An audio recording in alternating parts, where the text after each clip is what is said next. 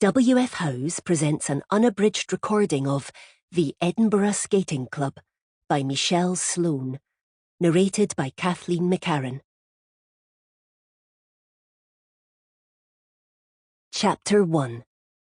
18th-century, Edinburgh.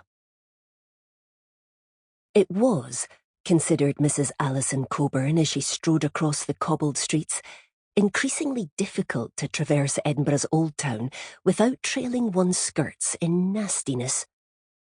She looked up to the unusually clear blue skies, punctured by the gleaming spire of St. Giles Cathedral, and was about to take a deep breath of the smoky autumnal air when she plunged her right foot into the familiar warmth of a heap of malodorous, steaming horse manure. She shut her eyes momentarily and let out a long groan. Intolerable. Aye, but at least it's from a horse, said a passing man with a smirk.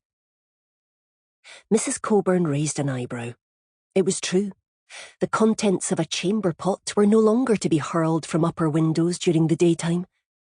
Grimacing, she hoisted her skirts and withdrew her foot, examining what now clung to her shoe.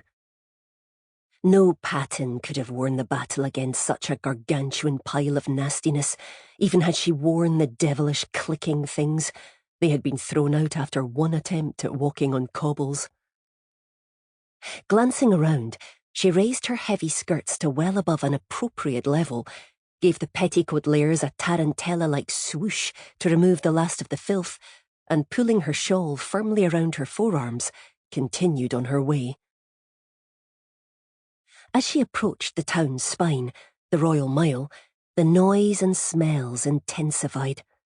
Around her, the good folk of Edinburgh loitered and gossiped, while children played at their feet in the dirt, and ruddy-armed washerwomen pegged out their linen on criss-crossed lines in the narrow closes.